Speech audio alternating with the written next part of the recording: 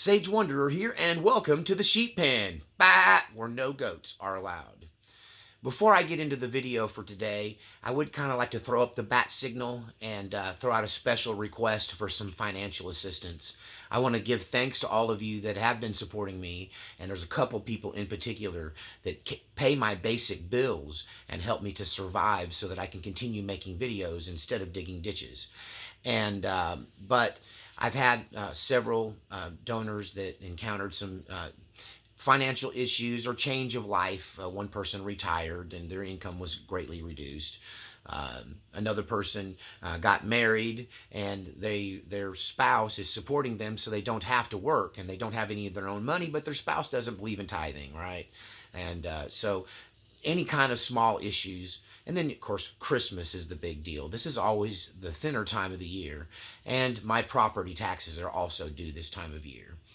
And so I could very much use an influx of support right now. So if you thought about supporting the channel, if you thought about making a donation, also, I have a little bit of a PayPal crisis going on. That shouldn't stop you from giving. They're not going to keep my money. It's just I've got to jump through some hoops. It's the new laws. So once again, I love that you would send stuff to the PO box, checks or cash or gift cards, which I truly love. That help me, keep meat in the freezer. And I have cut back on expenses. I've not been leaving the house, and I'm living on a very tight budget right now, trying to put off the inevitable. But if I don't get future and more support from the channel, my ability to pay my bills and to eat is going to be challenged over the next few weeks. So I definitely covet your support, and I covet your prayers. And let's get on with the business at hand and talk about the demonic plot to control and to destroy our way of life and to reshape the world as we know it. Some call it the deep state or the Illuminati plot. I just call it the demonic plot because I know what's behind it. It's demons. And the technology that we enjoy and use on a regular basis that you're watching me right now on is a strong tool for the enemy. So we've been talking about in past episodes the connection to technology. And today I would like to talk about the fall of the once great law enforcement system, not just in America, but worldwide. And I want to go once again back to Jesus's day, that even in Jesus's day, police, centurions were the closest thing to police, were looked down upon and seen as dangerous people, people that should be avoided. Yet Jesus befriended a centurion and made a disciple of him. Not one of the 12, but he was definitely a follower of Jesus. And Jesus even performed a miracle for him and his family. Once again, there was a tax collector that Jesus was seen with, and that was one of the things that people put him down for. Also, Paul, who was once Saul, who would become Paul, the great apostle, was an enforcer for the Sanhedrin Council and a form of law enforcement, religious law enforcement.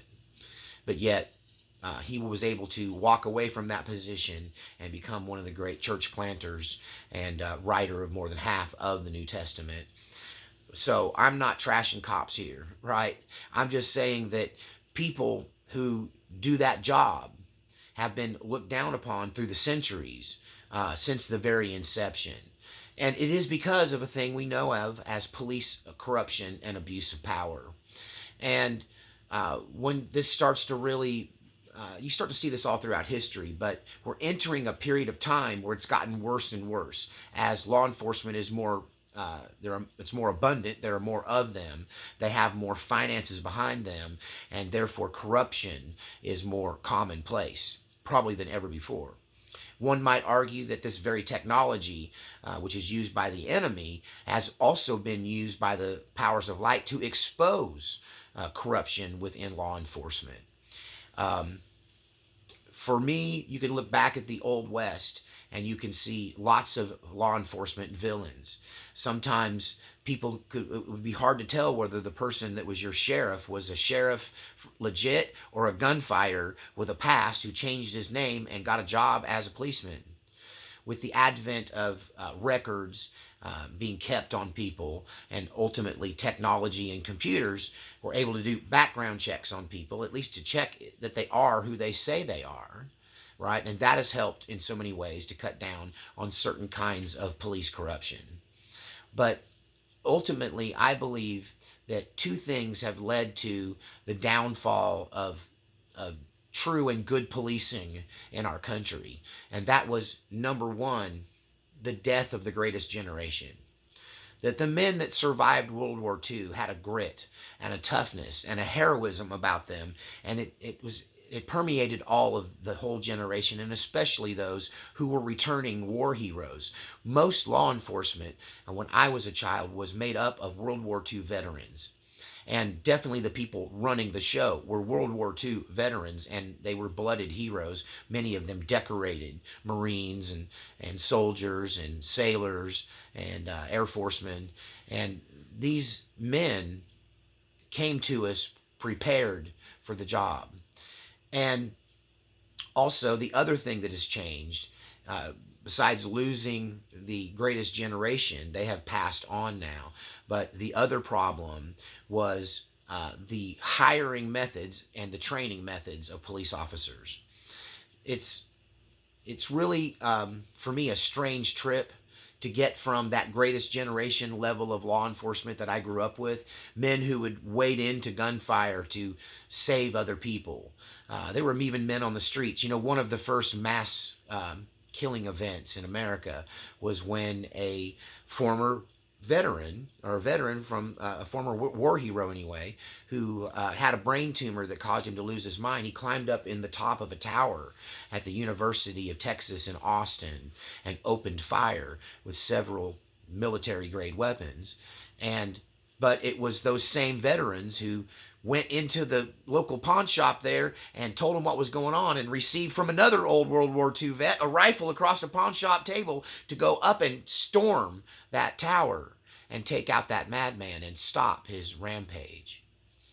The kind of heroism that I grew up with has somehow been lost due to the loss of those heroes we once all knew. But for some reason, it did not transfer over to the next generation. You know, one of the things I can see happening is the emphasis on personal freedom over the emphasis of duty and responsibility. The old saying goes, you know, with much power or much freedom comes much responsibility. With much freedom comes much responsibility. And I think starting at the end of World War II, there came to be an emphasis in our culture through this technology I'm talking about, first in movies and music and television, to change the thought processes and take away the power of the family and the church to build people, and start to build them through this thing, this machine we call pop culture.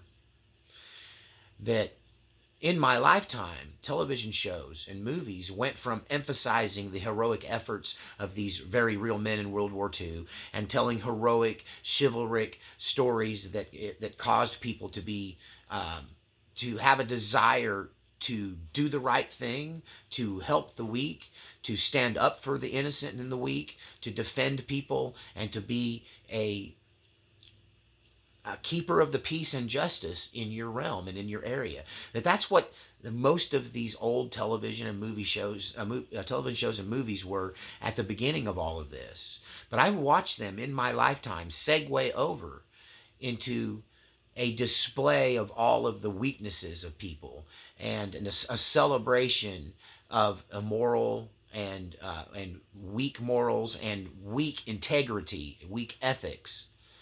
And instead of emphasizing on responsibility and freedom being balanced in our system, we started seeing freedom at any cost. Look out for number one. Be careful and look out for yourself. This starts to permeate our culture, and it begins to permeate police training. But I've talked about this before. How did we get from a heroic policeman who would drop his guns and walk into a hostage situation to try to talk the guy down, and when he can't talk any sense into him, he waits till he blinks and he pole cocks him and drags him out by his ankles? Those are the kind of cops I'm used to. in my day, back in the day, right? But what we have now are these policemen who sit outside a school while a rampaging gunman sits barricaded inside, and no one has the chutzpah, even though we're wearing body armor and helmets, and they've got guns and knives and explosives and flashbangs and dogs and robots, and yet nonetheless they all sat out there while people died and refused to enter into this potential hazard. And one would argue they've not been trained to do that, but you have trained them to do that with this same cultural influence of look out for number one. That you have to, it's the officer come home alive portion of the training that I personally have an issue with. You know, I often watch these YouTube First Amendment auditors, people who will take pictures in public places, and then when the police freak out and come and try to violate your rights and tell you you're not allowed to exercise your First Amendment right of freedom of the press, right? And they have this big Donnybrook. But what I see all the time are these police who act like the presence of a camera is equal to a gun.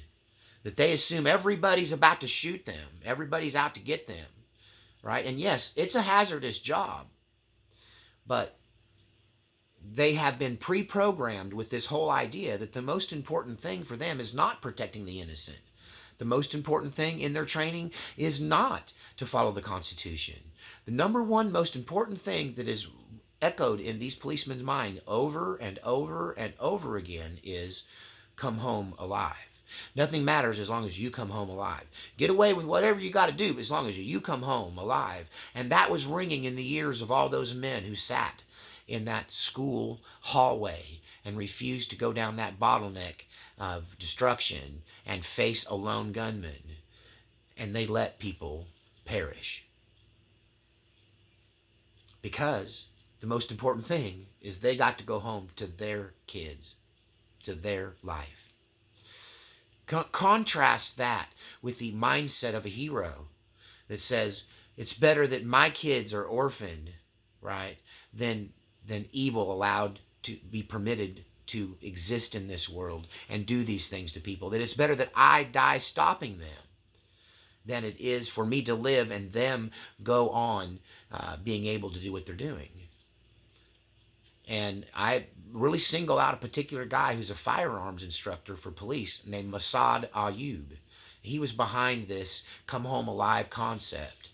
And it causes people to do like what has happened several times in the last few years. I'll give you one incident where a woman sees an intruder or someone on her property, a trespasser at night, right? And she arms herself with a handgun and she peers out the window of her own home. A policeman who is there at, I believe, the wrong address or answering some bogus phone call about a prowler on the property, right? He sees a woman inside with a gun, a figure inside with a gun in her hand, and he shoots her through her own window and kills her. This also happened to a middle-aged man who came to his front door that had little slight windows like this to peer out at who's beating on his door at 2 o'clock in the morning.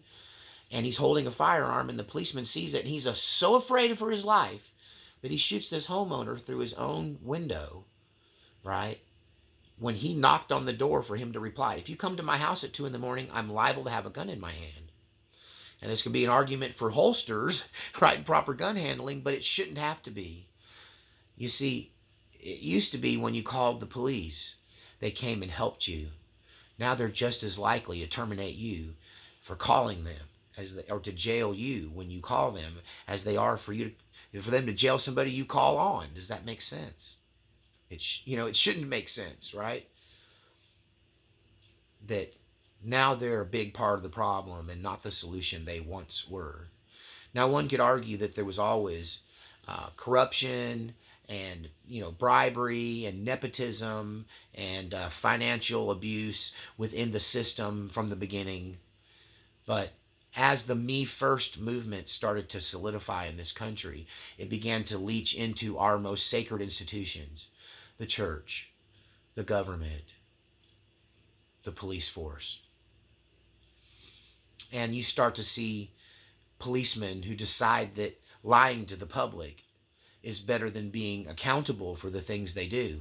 And you start to see this thin blue line concept emerge where police will absolutely cover for another policeman. And then there's the argument, well, there's some good cops out there. And I would argue, if there are, why aren't you blowing the whistle on the bad cops? And part of that is that throughout this system being shaped and formed in our country over the last 100 years or so, built into it is some problems with the design of it.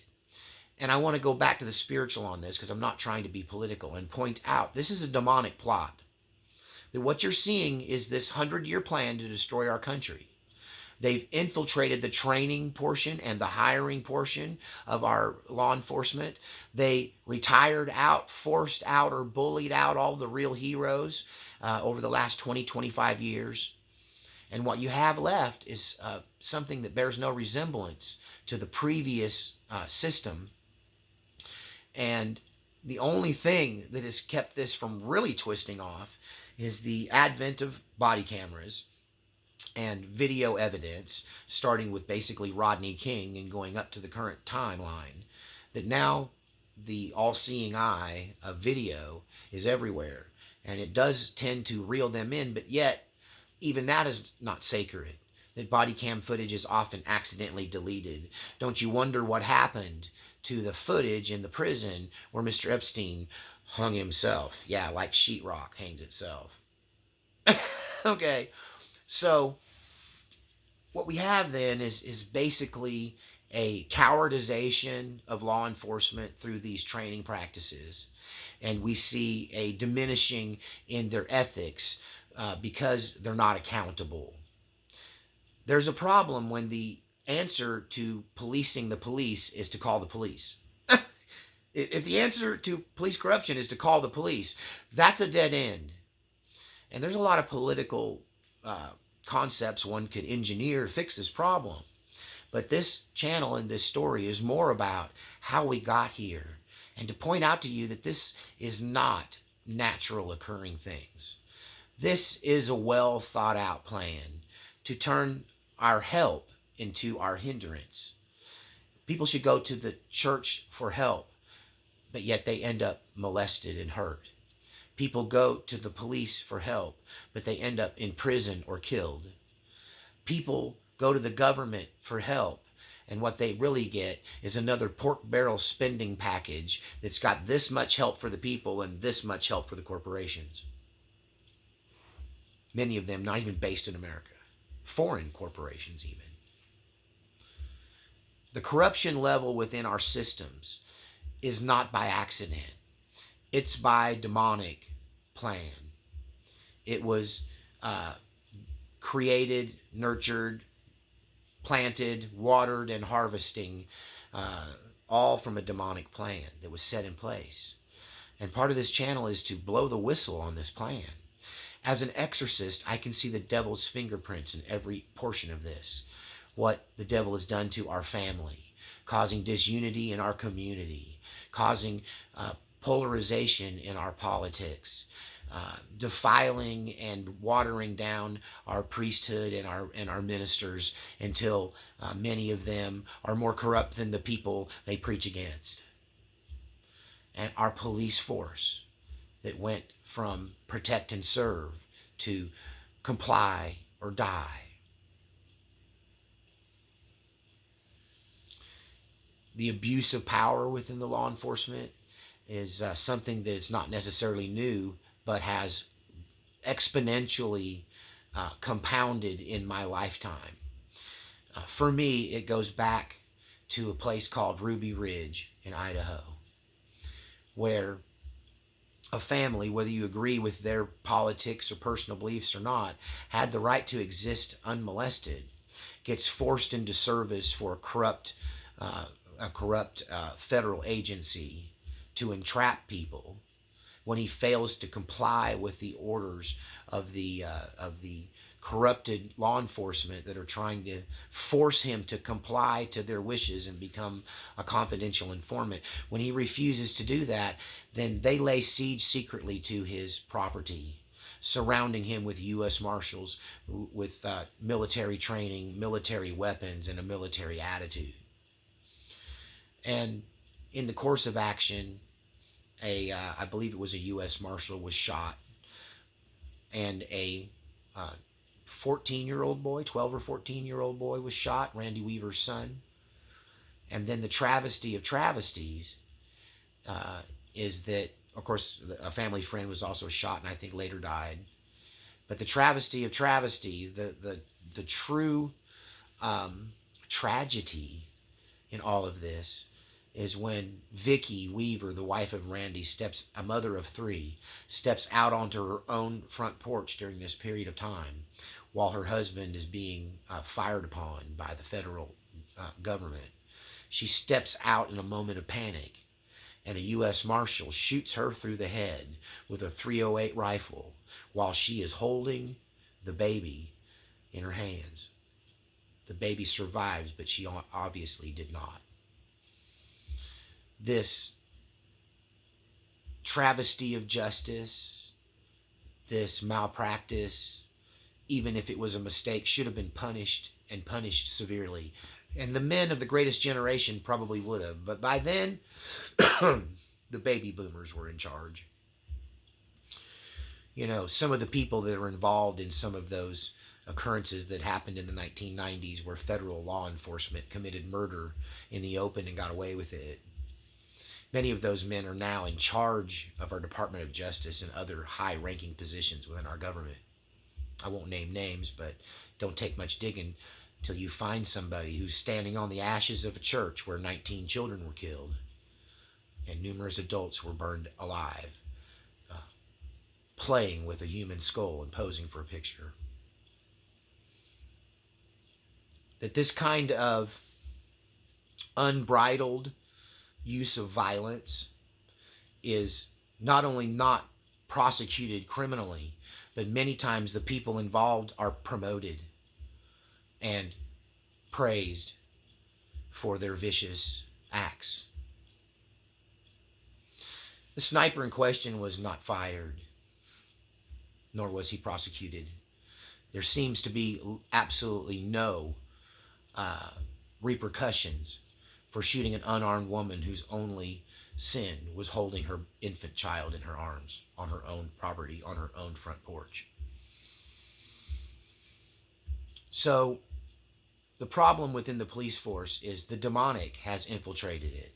I could do a whole video on how the satanic and demonic elements of religion have infiltrated the police forces in our country until it's not fiction for me to say that entire police forces have been found out to be practicing occultic behaviors and basically be some kind of demon worshiping cult that has to get taken down and exposed. And this has happened. Whole towns in small areas have been taken over by these satanic cults who infiltrate the police force. And even this channel, whose #1 most viewed video with over 800,000 views, was about the story of a woman who claimed her husband was an Illuminati member and a sadist and a devil worshiper and a liar, right, and part of the conspiracy.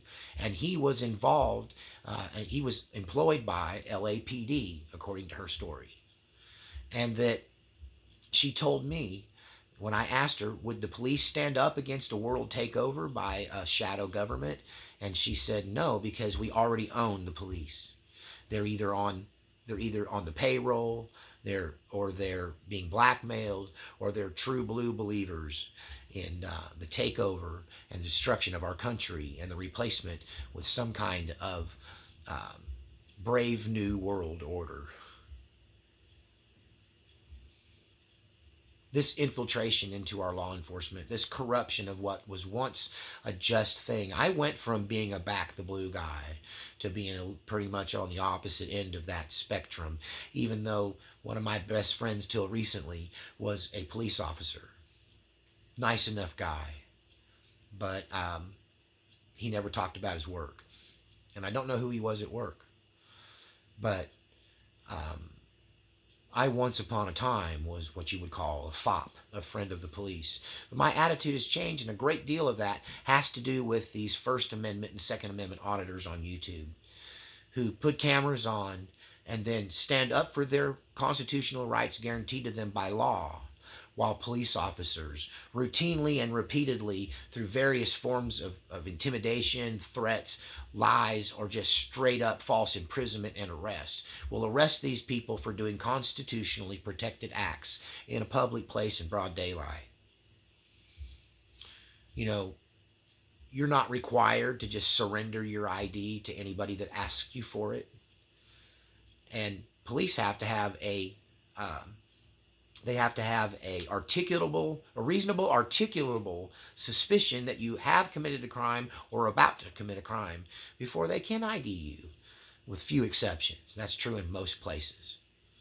But yet, policemen will almost across the board demand your ID when you're standing on a street corner with a camera, right, or strapped with a rifle in a constitutional carry state, and say, if you don't give me your ID, you're going to jail. Now, that rarely happens because that's just not the true law, right? All you got to do is keep asking for a supervisor. I don't want to get into auditing, but these cameras and the availability and the internet's availability to upload these videos has shown us the level of corruption within all institutions, but most especially within our police forces, both federal, county, state, and local. And there has to be reform, right? But you can't reform a system that is rotting from within because a demonic plot that we all slept through played out while we played Pac-Man.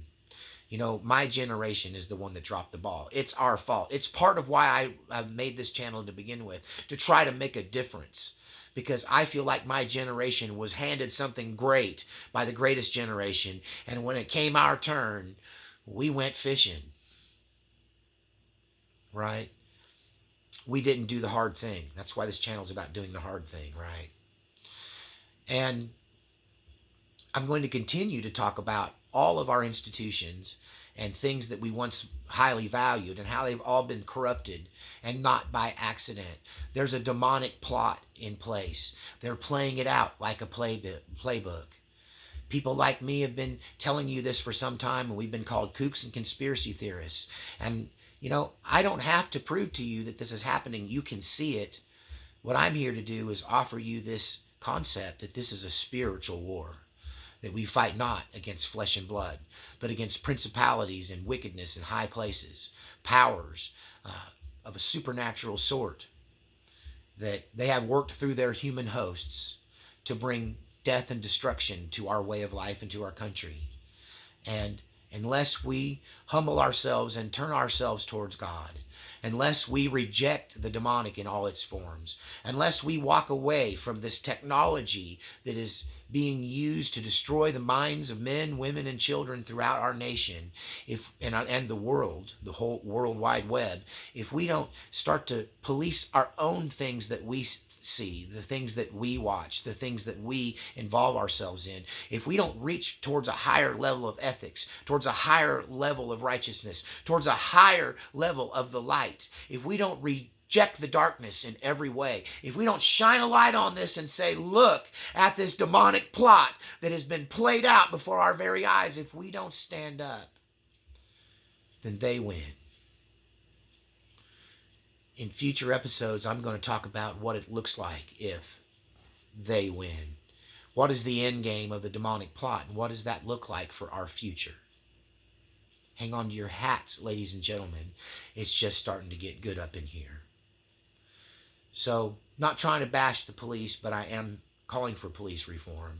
And I'm telling you that, like all of our institutions, it has been infiltrated by the demonic, by the satanic, and by the occult.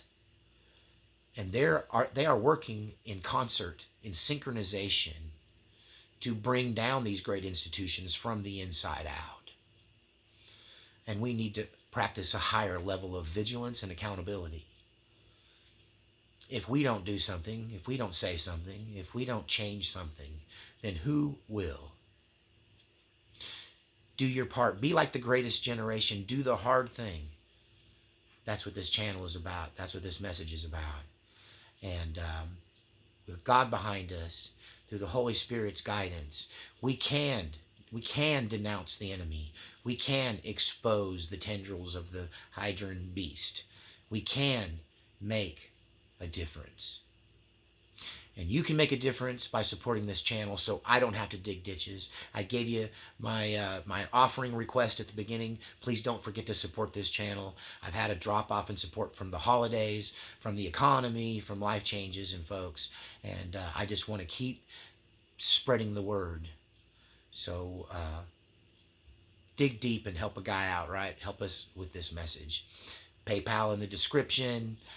You can send stuff to the P.O. box, which is my preference. And I pray for your support, and I covet your prayers. And I will leave you with this powerful prayer. May God surround you in his ring of fire and hedge of thorns of protection. May he open your eyes to demonic deception so you are no longer fooled. May angels of sufficient rank, authority, and number be dispatched to your location to drive the enemy from your midst and defend you. And then may the Lord God envelop you in his peace, his loving kindness, and his infinite wisdom and guidance. In Jesus' name, amen. See you next time on the Sheep Pen.